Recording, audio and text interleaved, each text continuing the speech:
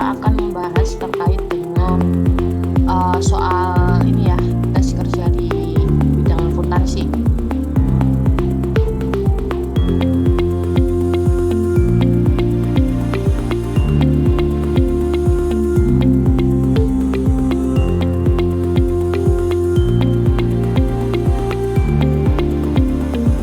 Jadi kemarin sempat ada yang share di grup terkait dengan soal, ya lumayan susah juga ya sebenarnya, nggak apa namanya, nggak ramah untuk pemula sebenarnya. Kita akan bahas. Jadi sebenarnya kalau kalian mau bekerja di bidang akuntansi ya, itu beberapa hal yang perlu kalian pahami. Ya, di antaranya yaitu kalian harus paham terkait dengan konsep dasar akuntansi. Konsep dasar akuntansi itu seperti apa? Jadi basicnya, ya basic akuntansi itu kalian bisa mempelajari mulai dari bagaimana kalian memahami untuk konsep persamaan dasar akuntansi. Kenapa kok harus memahami PDA? Singkatnya sih PDA ya biasanya. Nah, karena apa? Karena dari PDA ini nanti kalian bisa dibantu untuk memahami cara menjurnal. Jadi kalau PDA itu kan terkait dengan aktiva, harta, utang dan modal ya. Caranya nanti kalian harus paham. Jadi biar nanti juga kalian bisa mempelajari untuk menjurnal. Nah, dari menjurnal pun sebetulnya kalian juga harus tahu debit kredit. Kayak gitu. Jadi konsep dasarnya ya. Lalu jika di bidang akuntansi kan ada peraturan yang terkait. Kalau di pajak kan kalian harus paham undang-undang perpajakan. Nah, kalau di akuntansi biasanya kalian pakai PSAK atau aturan lain ya yang terkait dengan akuntansi itu sendiri. Dan yang paling sering kita temui, ya, jadi kalau misalkan nanti kalian kan lihat di lowongan ya, info lowongan untuk kualifikasinya, itu kebanyakan ada tertulis meskipun staf accounting ya, memahami pajak, terus juga misalnya ada brevet. Itu untuk zaman sekarang, memang kan semua hal kan dipajakin ya, jadi transaksi itu semua pasti kebanyakan ada pajaknya ya, kalau transaksi tersebut merupakan objek pajak. Nah, jika nanti si accounting ini nggak bisa pajak atau nggak ngerti sama sekali pajak, itu sedikit mustahil karena apa? Nanti jurnalnya gimana kalau kalian nggak ada basic dari pajaknya itu, ya kan? Jadi makanya harus ngerti pajak. Lalu software. Nah, software akuntansi ini juga penting. Kenapa? Karena perusahaan sekarang minim banget yang masih pakai Excel ya. Kebanyakan mereka pakai software akuntansi. Nah, software akuntansi ini juga banyak macamnya. Ya, kalau kalian temui biasanya yang paling familiar lah itu ada Accurate ya, ada Jurnal, terus dan banyak lainnya ya. Kalau saya pernah pakai Mayop itu waktu SMK dulu pernah. Di dunia kerja sih saya belum pernah ya pakai Mayop. Jadi cuma untuk edukasi. Terus Yahir itu juga sudah pernah di kampus sama di kerjaan juga pernah pakai. QuickBooks, terus apa Accurate itu online sama yang desktop juga pakai. Terus SAP juga kan sekarang banyak perusahaan yang menggunakan. Nah, jadi kalian pilihlah salah satu software yang menurut kalian bisa kalian jadikan semacam dasar ya. Dasar untuk kalian nanti bisa memahami. Nah, karena apa? Jadi kalau misalkan kalian itu sudah pernah menggunakan satu software aja deh, di software akuntansi ya, misalkan kalian pernah pakai apa Mayop, kayak saya dulu kan pernah pakai Mayop ya, waktu SMK. Nah, waktu kerja itu saya pakai Accurate Desktop. Nah, itu saya menyesuaikan atau belajarnya itu nggak memakan waktu lama. Karena apa? Ya, karena saya sudah terbiasa menggunakan software akuntansi. Jadi sebenarnya kalau dalam garis besar ya, itu sama aja. Konsepnya itu sama. Cuma nanti kalian mungkin perlu menyesuaikan terkait dengan tampilannya, ya terus kayak apa? Kayak eh ya tampilan sih dan cara-cara masuknya nanti gimana. Tadi yang paling paten itu adalah analisisnya dan kayak modul-modulnya gitu ya. Kalau di Accurate kan ada modul-modul kayak pembelian, penjualan, di akhir kan juga ada. Nah, tapi untuk kemampuan analisisnya, ya, jadi kalian harus bisa menganalisis. Jadi misalnya kalian ditemukan atau dihadapkan pada suatu kondisi yang mana kondisi tersebut kalian lagi kerja kan. Terus ada teman kerja kalian yang datang membawa invoice, misalnya invoice dari supplier. Terus kalian disuruh, ini ada invoice datang. Nah, dari transaksi ya, teman kalian membawa transaksi nih, berarti kan. Nah, dari hal tersebut kalian harus tahu langkah apa yang akan kalian tempuh. Oh, saya dapat invoice nih dari Pak A. Berarti saya harus implementasikannya kemana kalau saya pakai software. Kayak gitu. Makanya kayak software akuntansi ini penggunanya itu juga bukan hanya anak akuntansi ya. Kalau di dunia kerja, berdasarkan yang pernah saya temui ya, penggunanya ya marketing itu pakai. Ya. Bahkan mereka yang kayak lulusan SMA itu kan, kalau SMK sih masih ada ya, akuntansi secara ya mendalam sih. Kalau SMA yang IPS itu masih ada ya akuntansi sedikit-sedikit. Tapi kalau SMA yang IPA kan nggak pernah. Tapi mereka dituntut untuk bisa. Dan akhirnya ya bisa. Karena apa ya mau belajar. Jadi sebenarnya ya dari analisis sih kalau saya nangkep selama ini ya selama menggunakan software akuntansi dan juga membimbing apa teman-teman kerja juga untuk pakai software itu kemampuan di analisisnya. Jadi harus tahu dengan transaksi seperti ini nanti masuknya di pos yang mana atau ke modul-modul yang mana. Lalu kalian juga harus mampu menganalisis laporan keuangan. Jadi nggak hanya bikin aja. Kalau bikin laporan keuangan mungkin anak accounting bisa semua ya, tapi menganalisisnya itu juga harus paham.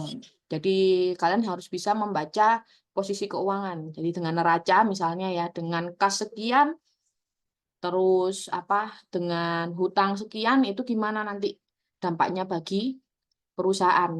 Jadi harus membaca. Biasanya sih kita pakai ini ya, rasio keuangan untuk lebih mudahnya. Tapi kalau yang basicnya aja sih bisa ya. Dan kalian juga harus teliti dan detail. Ya, kalau jadi anak akunting itu harus teliti dan detail. Jadi kalau kalian misalkan menemui semacam transaksi, yang mana transaksi tersebut tidak jelas ya. Jadi buktinya mungkin cuma coret-coretan tangan di kertas gitu ya, nggak ada tanda tangan, nggak ada, pokoknya ya nggak jelas. Nah itu kalian harus berhak menanyakan, harus detail ya, harus meneliti juga. Jadi, loh ini transaksi apa? Benar nggak ini ada transaksi seperti ini? Karena hal-hal tersebut itu rawan ya, rawan adanya fraud. Jadi kalian harus benar-benar apa ya kayak semacam menjaga lah. Dan juga intinya dari pos-pos apa yang kalian nanti implementasikan ke dalam laporan kalian, itu bisa dipertanggungjawabkan.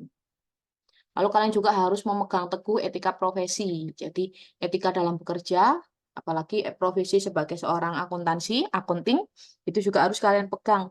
Karena apa? Karena dalam dunia kerja, kalau kita tidak memegang teguh etika, itu nanti bisa berdampak pada banyak hal ya. Saya sering sekali mendapati fraud yang apa namanya ujung-ujungnya ya merugikan perusahaan, merugikan si oknum itu sendiri. Nah, untuk menghindari hal tersebut, itu kita memang harus memegang teguh etika. Bukan etika profesi aja ya, tapi juga etika dalam diri kita, dalam apa namanya kehidupan ya. Kalau fraud itu kan juga bukan hal yang patut untuk kita lakukan. Gitu. Nah, ini udah siap bahas soal. Di sini kalian kebanyakan udah pernah tahu basic accounting atau belum? Sebenarnya kemarin mau saya ini sih, saya mau basic-basic dulu. Ya, saya mau kenalin kayak PDA gimana, terus cara menjurnal. Cuman kemarin banyak yang request untuk bahas soal tersebut. Itu pun juga saya split aja, soalnya saya waktunya mepet ya untuk hari ini karena nanti ada acara juga. Jadi mungkin kita bahas sedikit dulu. Nanti kalau dirasa pembahasannya terlalu berat, nanti kalian bisa sampaikan di form ini absensi ya. Jadi biar untuk next-nya, nanti saya agendakan untuk tiap bulan minimal satu. Jadi nanti berlanjut ya. Soalnya bahas soal-soal kayak tes akuntansi itu beda-beda. Jadi perusahaan itu ngasih soalnya beda-beda ya. Ada yang ngasih soal itu kayak soal ujian yang pertanyaan-pertanyaan teoritis, ada juga yang kalian disuguhkan dengan kasus untuk dijadikan laporan keuangan. Saya itu pernah dulu waktu zaman-zaman baru lulus SMK ya. Saya kan lamar kerja tuh. Saya dikasih soal, disuruh ngerjain laporan keuangan. Itu dalam waktu cuma 1,5 jam dan itu banyak banget.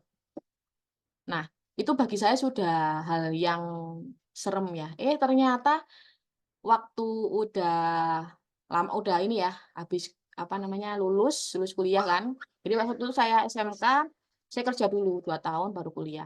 Nah, itu ada tes kerja lagi. Waktu saya tes kan, cari kerja kan memang job seeker. Nah, ternyata ada yang lebih parah.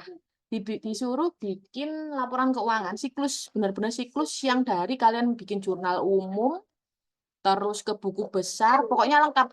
Ada neraca lajurnya juga, dan itu cuma dikasih kertas kosong, disuruh menggaris-garis sendiri, disuruh bikin formnya sendiri, waktunya berapa? 30 menit kalau nggak salah. Dan itu, dan itu bikin mabok dan trauma lihat soal akuntansi. Nah, hal kayak gitu sebenarnya mungkin ya, kalau dulu pas saya ngerjain pas zaman-zaman masih baru lulus SMK mungkin ini ya, mungkin nggak berat. Soalnya waktu SMK kan memang dilatih, kebetulan nggak tahu ya, mungkin ya SMK lain ada yang mungkin lebih ini ya. Saya dulu SMK itu dilatih untuk bikin laporan keuangan itu cepet memang. Bahkan untuk software Mayop itu juga cepet. Jadi saya inget banget bikin COA, input COA yang di Mayop itu cuma dikasih waktu 30 menit. Dan itu dulu saya bisa 15 sampai 20-an. Jadi nggak sampai 30 menit udah selesai. Nah, mungkin seiring dengan perjalanan waktu kan nggak pernah diasah ya. Jadi waktu dapat soal tes kerja yang se ekstrim itu, saya sampai kaget, ngangong, "Hah? Ini yakin bikin siklus cuma 30 menit?" Waktu itu sempat ditambah 15 menit, cuman saya sampai nggak sampai jurnal penutup kok, neraca lacur udah, cuma sampai laporan modal neraca itu separuh, nggak sempet selesai waktu itu. Soalnya banyak, transaksinya itu 10-an kayaknya lebih.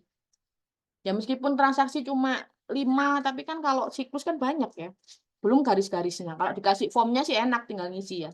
Kalau kita ngisi mandiri ya mabuk juga. Apalagi kalau pas nggak bawa penggaris. Wah, jadi bawa penggaris ya kalau kalian lagi tes kerja, bawa penggaris, kalkulator itu wajib. Soalnya kadang ada yang nggak boleh buka HP. HP-nya dikumpulin tuh saya juga pernah ngerasain tes kerja yang HP-nya dikumpulin. Jadi cuma boleh kalkulator, sama alat tulis itu aja. Jadi alat tulis harus dibawa. Meskipun nanti kalian baru hari pertama, jadi rencana kalian cuma nitip lamaran aja. Nah, itu tetap harus bawa alat-alatnya ya, karena nggak menutup kemungkinan nanti itu langsung dites.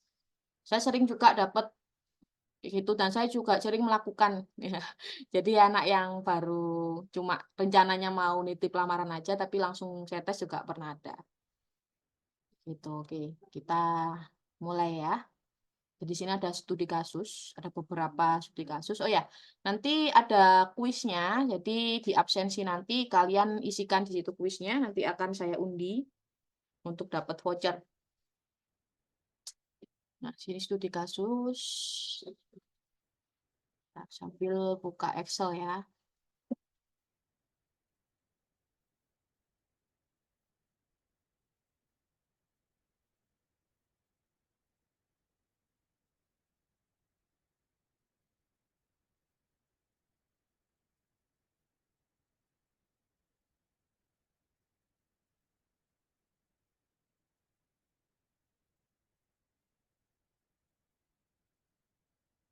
Jadi saya ambil sebagian aja untuk soalnya yang manusiawi, ya. Karena soal yang pernah dibagi itu termasuk soal sulit. Mungkin level manager kali ya. Tes kerja untuk level manager mungkin. Jadi saya ambil yang di atas-atas dulu, nanti mungkin di lain kesempatan ya. Kita bahas lagi yang selanjutnya. Nah, jadi untuk yang poin pertama di sini, eh, jika ada transaksi melakukan penyelesaian jasa konsultasi untuk klien sebesar 10 juta. Jadi kliennya ini dia bayar uang muka di bulan Juni 2021. Jadi di Juni 2021 bayar uang muka. Jadi saat bayar uang muka, ini kan uang muka penjualan ya. Berarti kan kita terima kas sebesar 10 juta waktu bayar uang muka ya. Nah, lawannya itu uang muka penjualan. Karena ini hubungannya dengan penjualan. Senilai 10 juta juga. Nah, misalkan ya, ini kan kalau nggak ada pajaknya. Tapi zaman sekarang kan kalau transaksi dengan bukan PKP ya, itu jurnal seperti ini. Tapi jika ada PPN-nya,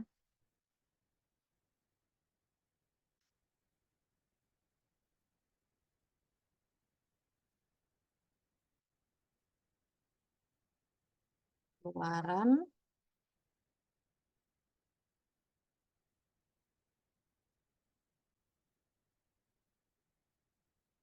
Nah, jadi jika transaksi tersebut tidak ada PPN, itu kalian pakai jurnal yang pertama ini. Ya, kas pada uang muka. Jadi debitnya kas 10 juta, kreditnya uang muka penjualan 10 juta. Ya. Nah, lalu jika misalkan di sini ada PPN yang terutang, maka kasnya ini pakai yang kedua ini ya. Jadi kasnya ini sejumlah dari uang muka ditambah dengan PPN-nya.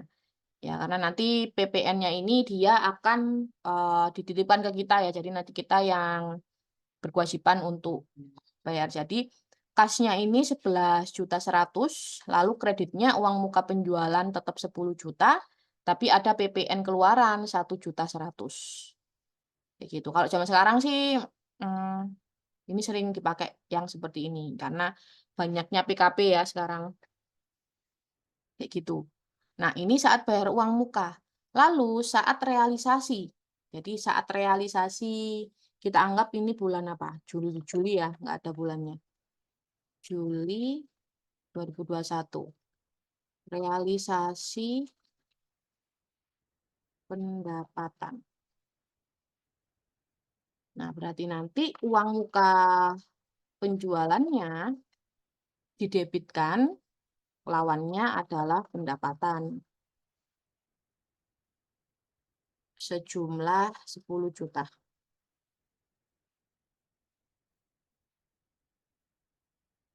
Ini saat realisasi pendapatan.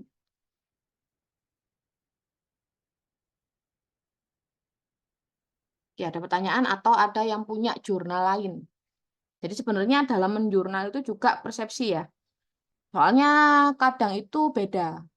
Saya pernah waktu di kerjaan ya, itu ada supervisor. Jadi kan waktu itu saya kerja di kayak holding gitu. Jadi ada supervisornya itu banyak accounting.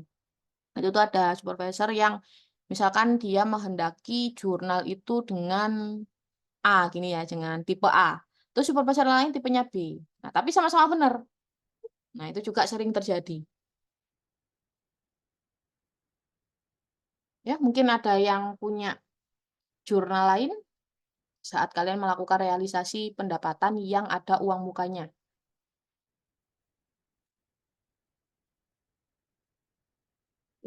Belum ya? Nanti kalau ada yang merasa, wah kurang tepat ini, apa namanya, jurnalnya kayak ini, nanti langsung bilang aja, nggak apa-apa. Oke, kalau belum ada sanggahan, kita ke yang kedua.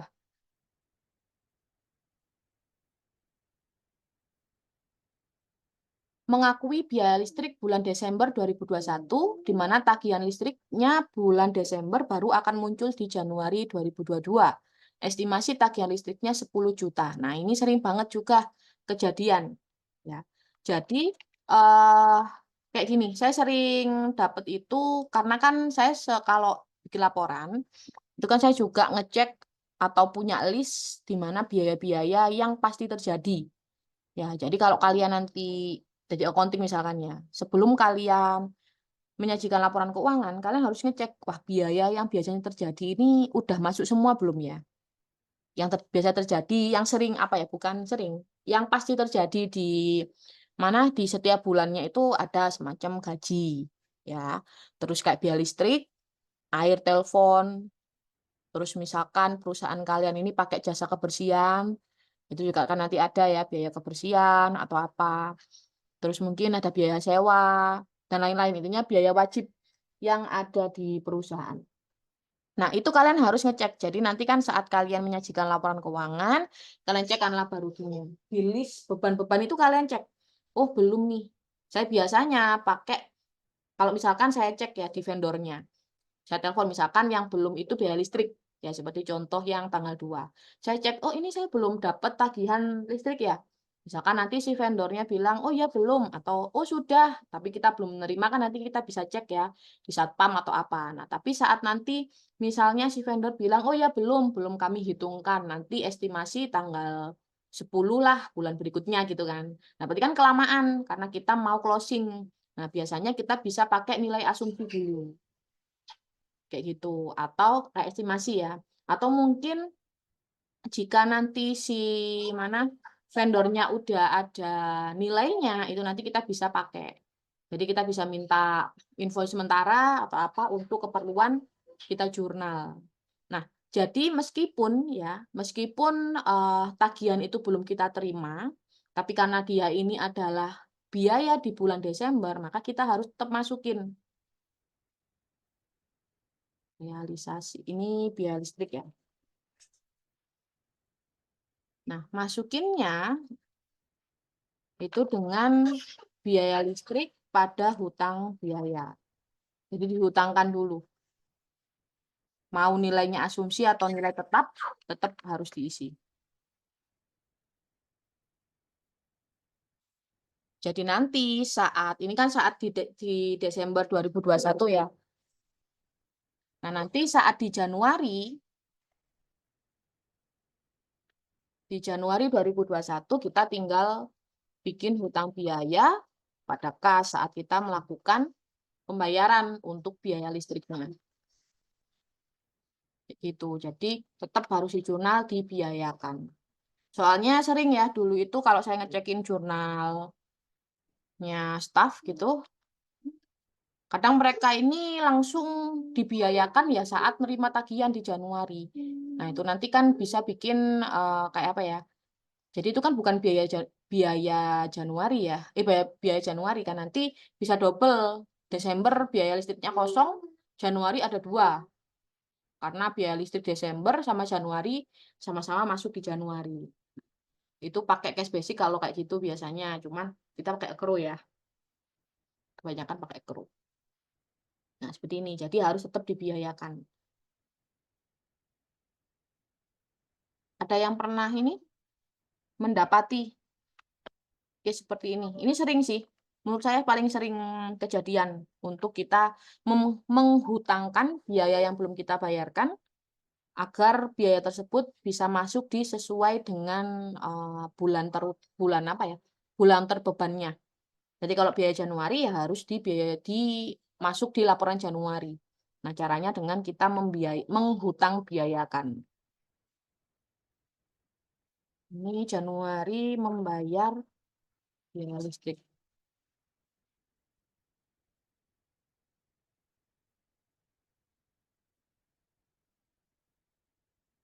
Ada pertanyaan?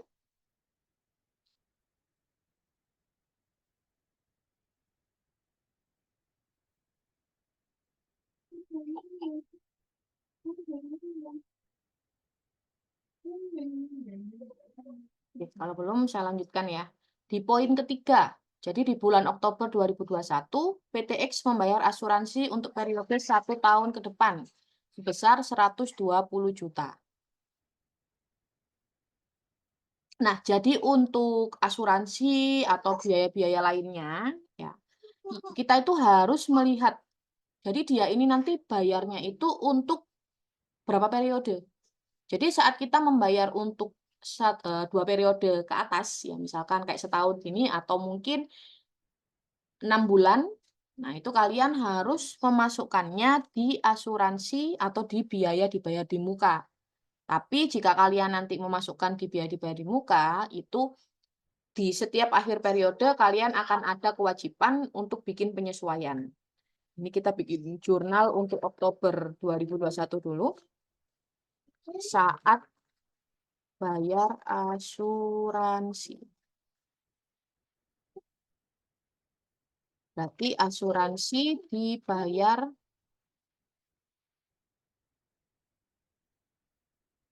pada kas ya saat bayarnya kan. 120 juta.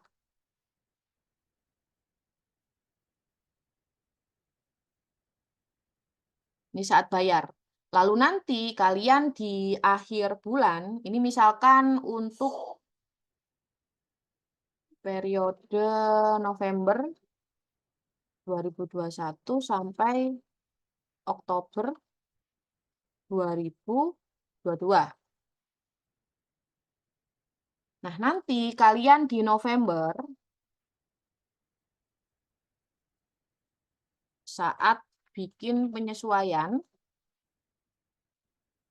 itu kalian harus menjurnal beban asuransi pada asuransi dibayar di muka sejumlah 10 juta ya. Jadi ini nanti 120 dibagi 12.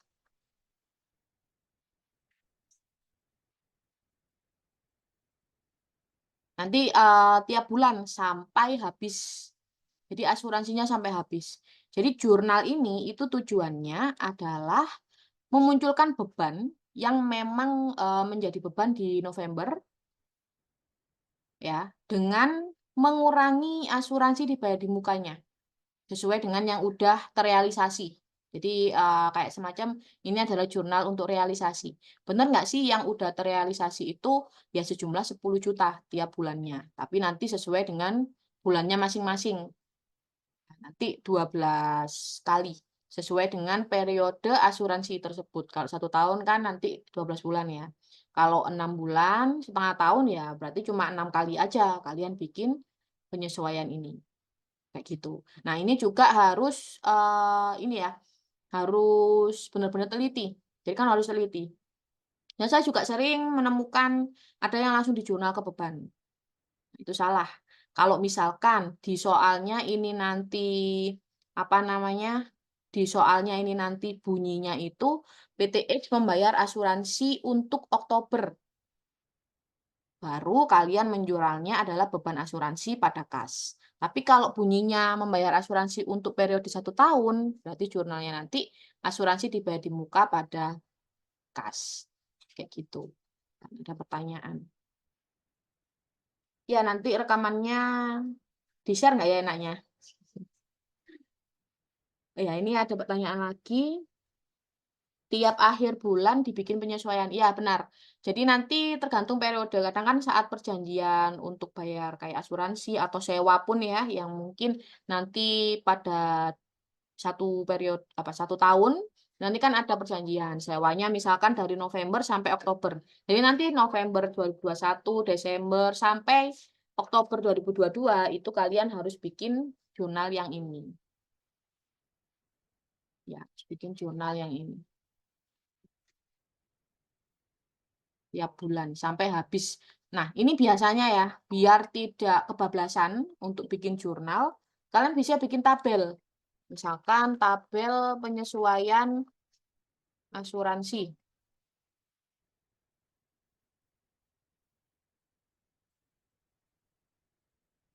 Bulan apa ya? Nominal. Misalkan Januari,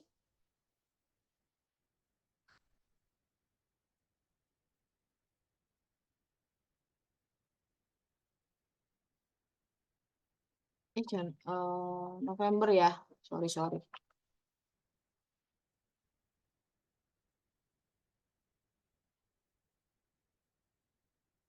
Jadi dibikin tabel aja. Saya biasanya selalu bikin kayak gini. Jadi biar teman-teman atau staf saya nggak lupa buat bikin penyesuaian.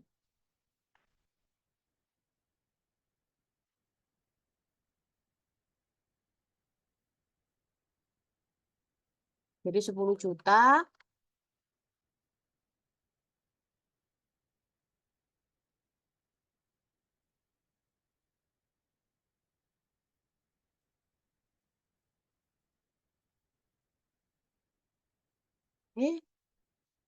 Nah, kayak gitu. Jadi nanti November kalian bikin senilai 10, Desember sampai Oktober 2022. Bentar, saya ada telepon.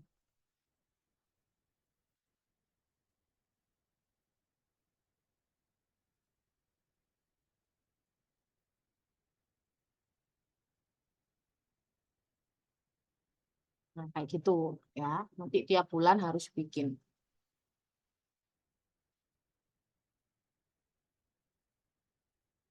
Nah, lalu ada pertanyaan nggak untuk penyesuaian terkait dengan beban yang dibayarkannya banyak periode.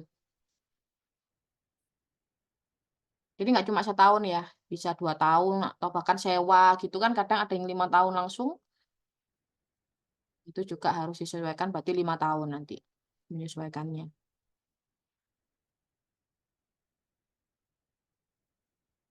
Kalau belum ada kita ke yang nomor 4. Jadi ada jasa konsultasi kepada klien sebesar 10 juta, sudah selesai di bulan Desember, namun staf keuangan belum sempat menerbitkan invoice penjualan. Nah, jadi nanti saat kalian kayak gini kan berarti belum ada mencatat ya untuk penjualannya. Nah, ini kalian harus bikin pencatatannya. Jadi untuk piutang ya, berarti ini belum ada pembayaran di Desember. Nah, ini kadang juga sering juga ya kejadian. Lupa bikin invoice. Nah, biasanya ini nanti langsung kalian masukkan aja di piutang pada penjualan. Bisa diperhatikan juga ada PPN-nya nggak? Kita anggap ada ya. Berarti piutangnya 11.100, penjualannya tetap 10 juta. PPN-nya ada 1.100.000. Nah, ini kalau kelupaan harus segera diinputkan sesuai dengan bulannya. Atau mungkin ada yang punya jurnal lain kalau untuk transaksi yang tanggal 4.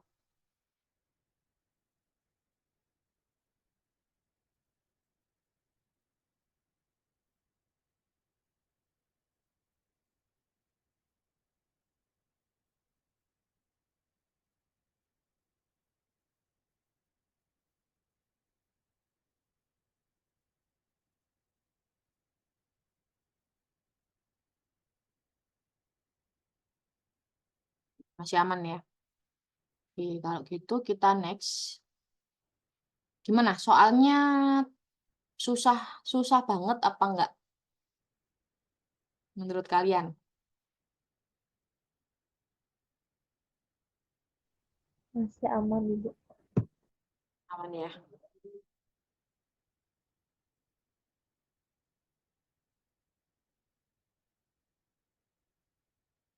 Sebenarnya sih kalau ini nggak begitu susah ya. Karena ini semacam apa ya? Sebenarnya kalau kalian ada basicnya accounting apalagi, itu pasti termasuk gampang untuk jurnal ini. Tapi mungkin yang belum apa namanya, yang belum ada basic accounting-nya, mungkin merasa wah sulit ya, begitu karena belum ada pondasi ya ibaratnya, pondasi dari gimana cara menjurnal, terus gimana caranya kita apa ya, memainkan logika terkait dengan transaksi ini nanti bisa masuk di jurnal mana. Nah, untuk bisa seperti itu kalian harus paham sama basicnya dulu. Jadi biar apa lebih nanti tiap kalian menemukan transaksi apa apa aja deh yang nyeleneh itu nanti bisa ini biar bisa memodifikasi cara penjurnalan. Nah, saya pun beruntung sih dulu saya masuk SMK ya. Jadi untuk menjurnal itu udah sangat-sangat mau muntah-muntah ya. Jadi makanya waktu saya dulu SMK terus memutuskan kerja kan 2 tahun, saya kuliahnya nggak mau ambil akuntansi karena saya merasa udah bosen kan ketemu akuntansi mulu, apalagi kerjanya juga di bidang akuntansi. Jadi akhirnya ya ambilnya pajak. Tapi ternyata ya ketemu juga sih akuntansi. Kayaknya udah nggak bakal berpisah. Ya kita next.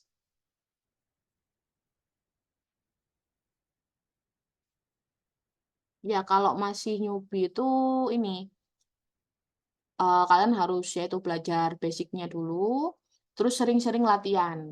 Jadi sering-sering kalian mungkin pas lagi gabut atau apa, kalian buka aja di Google, cari soal-soal jurnal. Nanti kalian bisa bikin-bikin jurnal. Nah, dari latihan itu nanti kalian bisa cepet ini, cepet apa, cepet bisanya. Saya sering kok dulu waktu saya kuliah itu kan saya sambil ngasih kursus kan. Jadi peserta kursus saya itu teman-teman yang dari IPA.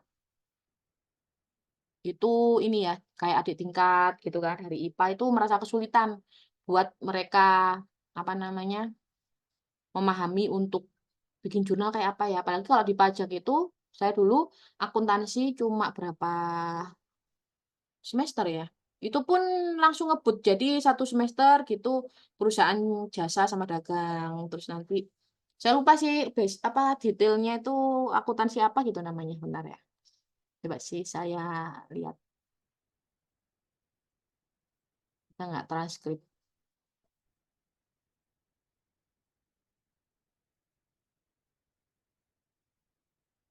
Pokoknya menurut saya sih ini, apa namanya, kayak ngebut gitu menurut saya loh ya. Jadi mungkin bagi teman-teman yang nggak ada basic waktu itu, oh, akuntansi keuangan 1, keuangan 2, keuangan 3 kayak gitu. Saya dulu waktu zaman kuliah. Jadi dulu banyak. Nah, mereka akhirnya, pokoknya 1 semester saya dulu itu ngasih les gitu kan, ya, ngikut jadi pulang selesai kuliah. Jadi 1 minggu itu 1 kali gitu. Selesai kuliah, kursus. Nah, akhirnya bisa. Jadi, ya memang harus lebih sabar dan banyak ngasih tugas saya dulu itu. Jadi sering latihan. Jadi soal-soal semacam dari yang di awal itu gampang, sampai nanti susah. Jadi harus bertahap memang. Karena pemahamannya, yang paling susah memahami itu untuk ngasih pemahaman ke, apa namanya, murid, gimana caranya menjurnal. Itu yang paling susah memang di awal. Makanya dari awal itu saya ajarin yang persamaan dasar akuntansi dulu. Jadi harus tahu konsepnya dari akuntansi ini kayak apa. Baru nanti ini, ya jadi dari persamaan dasar, terus nanti gimana cara kita analisis untuk menjadi jurnal, dan posisi saldo normal. Itu harus hafal juga. Jadi kalau kas itu normalnya di mana. Jadi nanti kalau berkurang, biar tahu ya, kalau berkurang masuk mana, kalau bertambah masuk mana. Nah, hal-hal kayak gitu itu di awal yang paling ini, yang paling lama, memakan waktu lama. Apalagi kan kalau kalau apa, kemampuan orang kan juga beda-beda ya. Ada yang cepat nangkep, ada yang mungkin susah nangkepnya, nah kayak gitu. Terus nanti pemantapannya ya tinggal sering-sering dikasih soal, kayak kasih tugas. Itu akhirnya ya bisa jadi anak IPA, apa namanya, dia bisa menguasai akuntansi. Bahkan sekarang banyak yang kerja juga kayak di konsultan gitu. Jadi kalau di awal yang benar-benar apa ya, yang benar-benar nol ya akuntansinya itu, ya memang harus lebih effort lagi untuk belajar. Kalian belajar sendiri juga bisa sih. Google kayak apa namanya, dari ini kan juga ada pelatihan-pelatihan kan juga banyak untuk akuntansi.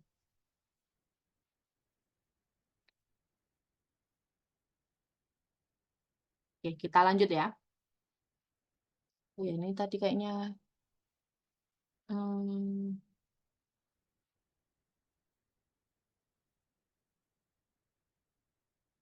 oke, jadi lanjut di studi kasus yang selanjutnya.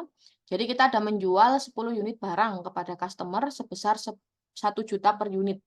HPP-nya adalah 800.000 per unit. Ayo, ini ada yang mau jawab? Gimana kalau kita bikin jurnal penjualan? Kalau pakai software kan enak ya, tinggal diinput ke modulnya, nanti jurnalnya otomatis terisi. Tapi kalau akuntansi manual, kita harus milih jurnalnya sendiri.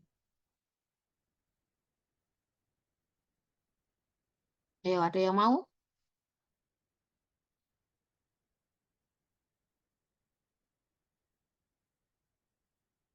Oke, saya yang jelasin aja ya.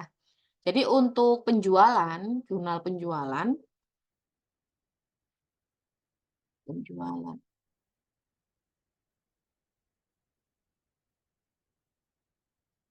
Itu kita ada 2 jurnal ya, untuk menjurnal transaksi penjualannya sama nanti untuk persediaan. Jadi yang pertama kita ke transaksi penjualan, kita anggap ini penjualan tunai ya, pakai kas. Ada ininya aja deh, BPN ya.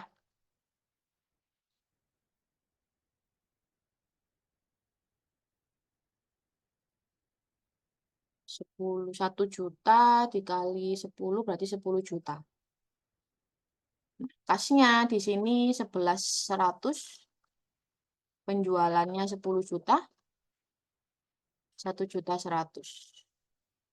Untuk BPN, ini untuk menjurnal kasnya. Lalu kalau untuk HPP-nya atau persediaannya, debitnya HPP sebesar 8.800.000 dikali 10 ya.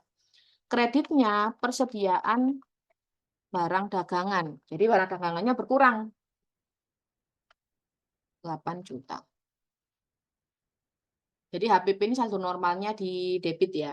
Kalau persediaan di debit, tapi saat kita menjual kan persediaan kita berkurang, maka dia di kredit. Kayak gitu. Nah, nilainya ya senilai dengan apa namanya? HPP. Gitu. Ini saat penjualan ya. Lalu kalau misalkan ada kerusakan, terus customer melakukan retur penjualan untuk 2 unit. Nah, jadi nanti untuk retur kita menjurnal seperti ini.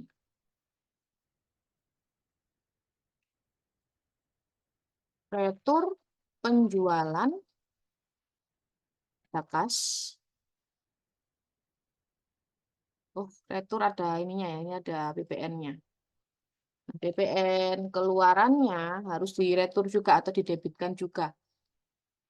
2 berarti 2 juta ya.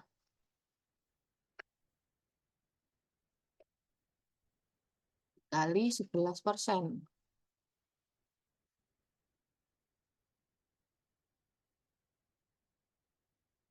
Nah, ini untuk retur. Nah, returnya untuk persediaan juga gitu. Persediaannya berarti kan kembali lagi ke kita ya. HPP-nya berkurang. 800 juta, ya 800.000 dikali 2, 1.600. Nah, ini untuk penjualan, ini untuk retur.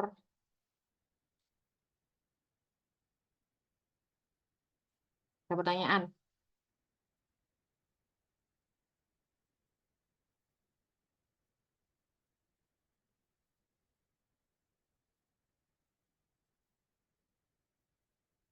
Nah, kalau kalian bikin kayak jurnal manual-manual gini kan kita butuh buku besar gitu ya. Kadang kita disuruh bikin untuk apa namanya buku besarnya.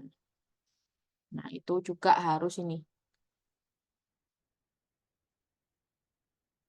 Nah, ya HBP itu harus di jurnal. Mereka adalah satu kesatuan.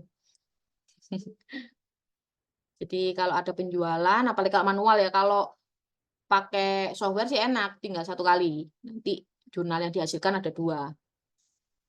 Itu harus di ini. Ya nanti lain kali ini ya, diinget-inget harus jurnal HPP. HPP-nya nggak dikali 10. Ya ini 800 rupiah. 800.000 dikali 10, 8 juta kan ya? Ya nggak? Ya 8 juta.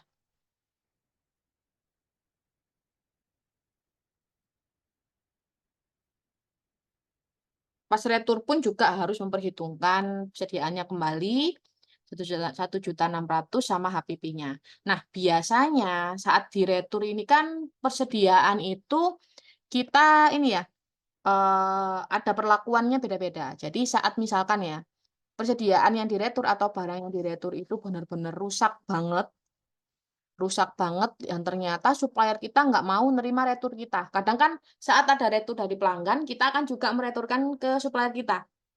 Nah, nanti saat kondisinya itu si supplier udah nggak mau nanggung persediaan yang atau barang yang diretur tersebut, kita bisa bikin penyesuaian. penyesuaian persediaan akibat retur. Jadi nanti untuk biayanya bisa apa ini? Ada yang jatuh. Biaya apa? Kerusakan persediaan barang dagangan pada persediaan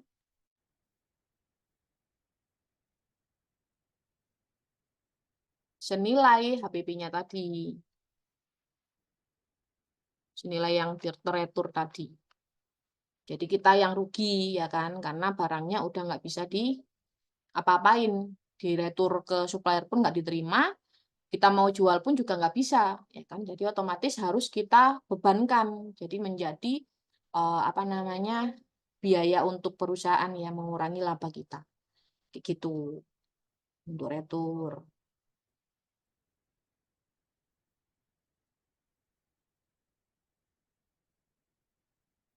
Nah, yang sering juga ini pertanyaan. Jadi setelah kita dikasih soal-soal penjualannya, returnya, terus nanti di akhir kita disuruh bikin jurnal untuk pembayaran. Nah, itu juga kalian jangan terkecoh ya. Oh, berarti ini pakai piutang. Piutang ya. Nah, berarti nanti saat kalian bikin jurnal pembayaran,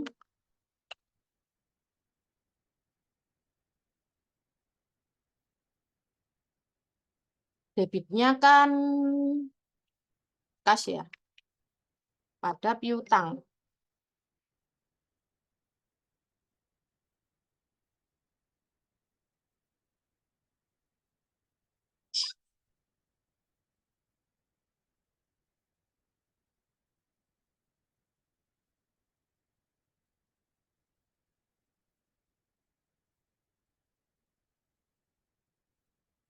Nah, pada WA. Jadi kan debitnya kas, karena apa? Karena kita menerima uang dari customer kita. Lalu kreditnya apa? Piutang. Ya, piutang. Ini ada diskon ya, berarti ada diskon penjualan.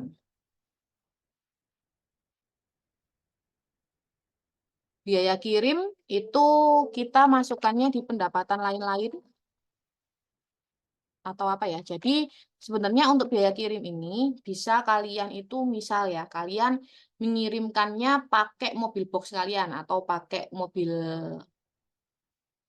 barangnya perusahaan. Nah, itu biasanya nanti untuk uang dari biaya kirim itu akan masuk di perusahaan. Jadi bisa kita akui sebagai pendapatan ongkir. Tapi saat kalian mungkin pengirimannya misal pakai JNT ya. Nah, terus nanti kan kalian atas apa namanya biaya kirim itu nanti kalian ada kewajiban untuk meneruskan ke JNT. Jadi cuma titipan aja. Itu nanti jurnalnya kalian bisa juga untuk akun kalian pakai ini ya, kalian pakai jurnal ini, jurnal apa terkait dengan titipan. Jadi biasanya sih pakai titipan ongkir. Itu masuk di hutang jangka pendek ya. Atau hutang lain. Kayak gitu. Pak ini makasih ya sudah dijawab yang bertanya. Nah, kayak gini ya. Ini jurnalnya. Tinggal kita postkan untuk kas-kasnya. Piutangnya tinggal yang di penjualan dikurangi dengan retur. Ya. Ongkirnya kita anggap 100.000 deh. Diskonnya tanggal berapa ya? Dianggap 200.000 juga. Nah, berarti untuk menentukan kasnya berapa, itu dari piutangnya ditambah dengan pendapatan ongkir kita dikurangi dengan diskon. Ini.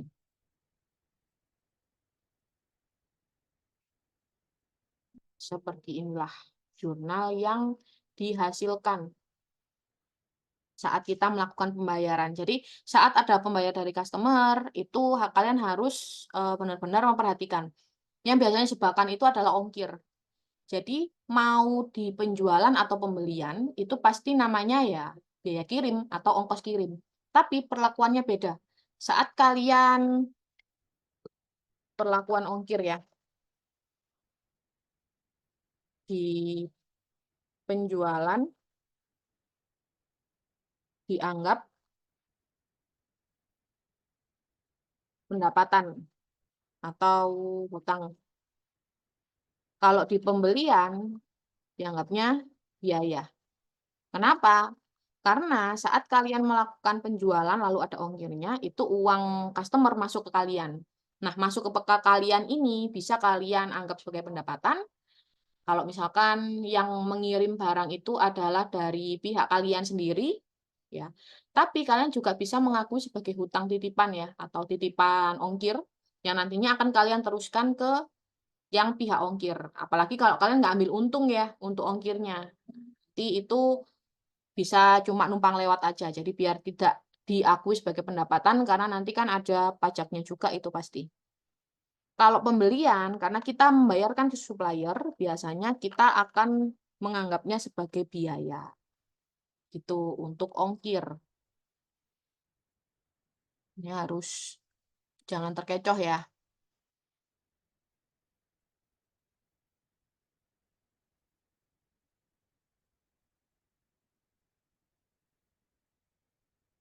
Ya, ada pertanyaan?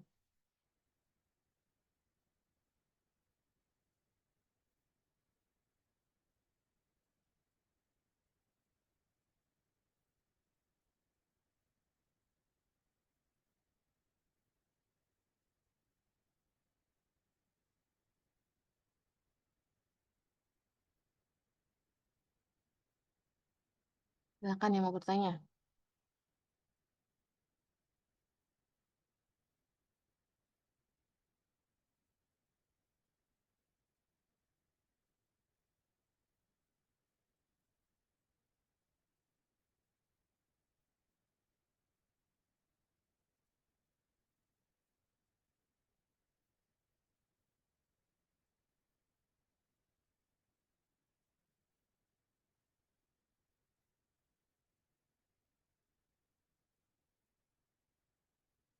Oh ya, ada ya yang ongkir masuk hutang. Ya, karena cuma numpang lewat.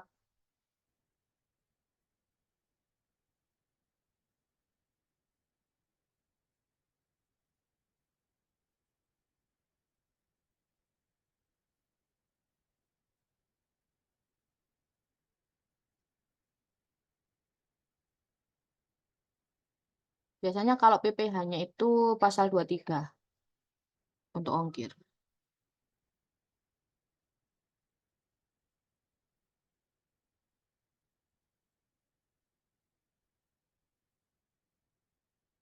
Ya, untuk biaya kirim ini apa namanya dibebankan ke pembeli. Kalau misalkan kalian ini ya, apa namanya pembelian itu kan nanti dibiayain, kalau penjualan ya masuknya di pendapatan atau utangnya. Jadi yang bayar pembeli kebanyakan gitu kan, ongkirnya bayar pembeli. Kalau misalkan digratiskan dari si apa penjualnya itu nanti ya nggak ada perlakuan tambahan kayak gini. Biasanya nanti udah diinclude-kan dengan harganya. Jadi kayak udah free ongkir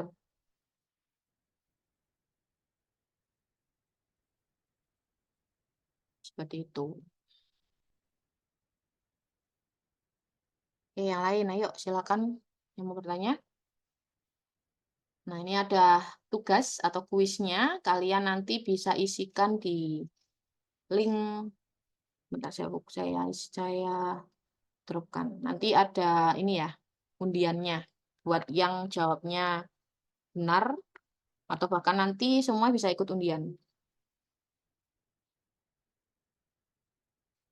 Nah, ini nanti kita akan sering bahas kayak gini. Jadi mungkin nanti kalian bisa request ya atau ada yang apa namanya dapat soal apa waktu kalian mau tes kerja nanti bisa di-share di grup aja. Nanti akan kita bahas. Karena macamnya banyak.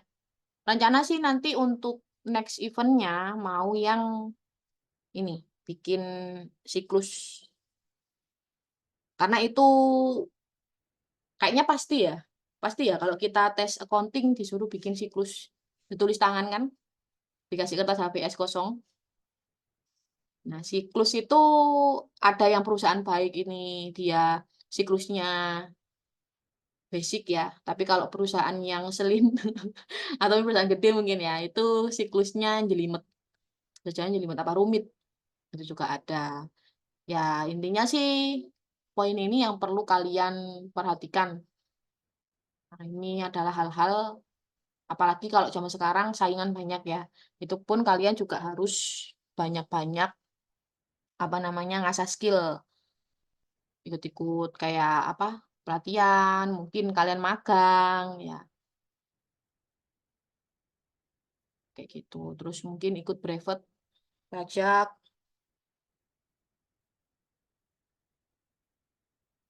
Apalagi sekarang brevet pun banyak yang murah ya. Tadi sempat ada yang share kan ya. Berapa? 500. Nah, itu murah banget. Saya dulu ikut di AKP 2I untuk brevet. Sekalian ini sertifikasi yang Certified Tax Technician.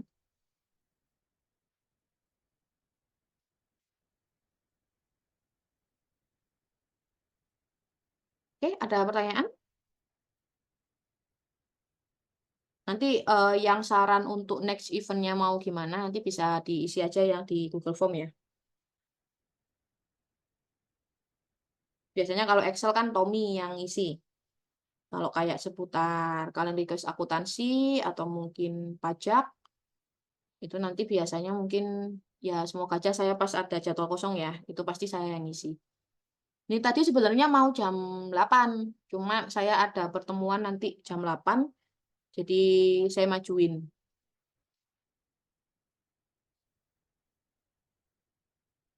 Wah, kalau perusahaan yang besar kayak multinasional company itu kebanyakan pakai SAP ya sepertinya. Udah di level SAP.